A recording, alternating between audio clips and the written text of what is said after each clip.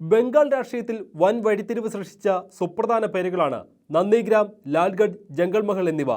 ഇടതുമുന്നണി സർക്കാരിനെ അട്ടിമറിക്കാനും CPIM-നെ വീഴ്ത്താനും പിന്തിരിപ്പൻ വർഗീയ തീവ്രവാദി ശക്തികളെ കൂട്ടുപിടിച്ച് കലാപത്തിനും ഭീകരപ്രവർത്തനത്തിനും മമതാ ബാനർജി കളമൊരുക്കിയ വേദികൾ. ലാൽഗഡ്, ജംഗൾമഹൽ ഉൾപ്പെട്ട പശ്ചിമ വനമേഖലയിൽ മാവോയിസ്റ്റ് കുപ്പായം അണിഞ്ഞ തൃണമൂലുകാരായിരുന്നു CPIM പ്രവർത്തകരെ കൊന്നൊടുക്കിയതും ജനങ്ങളെ കൊള്ളയടിച്ചതും.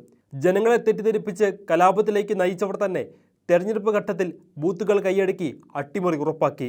എന്നാൽ പുരുളിയ, വിഷ്ണുപൂർ, ബാങ്കുറ, ജാർഗ്രാം, മെദിനിപ്പൂർ, താംലൂക്ക് എന്നീ 6 പാർലമെന്റ് മണ്ഡലങ്ങൾ ഉൾപ്പെടുന്ന മേഖല തിരിച്ചുവരവിൻ്റെ പാതയിലാണ്. നന്ദിഗ്രാമിലും വനമേഖലയിലും വീണ്ടും ചെങ്കൊടി പാറിപ്പറക്കുന്നു. അതിക്രമങ്ങളെ ചെറുത്തുകൊണ്ട് ഇടതുമുന്നണി പ്രവർത്തകർ സജീവമായി പ്രവർത്തന രംഗത്തുണ്ട്.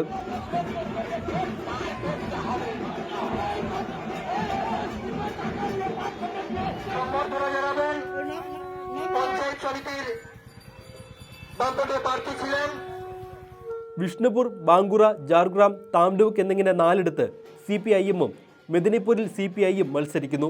ധാരണയനുസരിച്ച് പുരുളിയയിൽ കോൺഗ്രസിനെ പിന്തുണയ്ക്കുന്നു. ശക്തമായ ത്രികോണ മത്സരമാണ് എല്ലാ മണ്ഡലങ്ങളിലും അരങ്ങേറുന്നത്. ജാതിമത വർഗീയ ചേരിതിരിവ് സൃഷ്ടിച്ചാണ് തൃണമൂലും BJP-യും വോട്ട് തേടുന്നത്. തുടക്കത്തിൽ ഇടതുമുന്നണിയെ തഴഞ്ഞിരുന്ന മാധ്യമങ്ങൾ അവരുടെ മുന്നേറ്റം ഇപ്പോൾ എടുത്തു കാട്ടുന്നു. മണ്ഡലം തിരിച്ചുപിടിക്കാൻ ശക്തമായ പോരാട്ടമാണ് അവിടെയെല്ലാം CPIM-ഉം ഇടതുമുന്നണിയും കാഴ്ചവെക്കുന്നത്.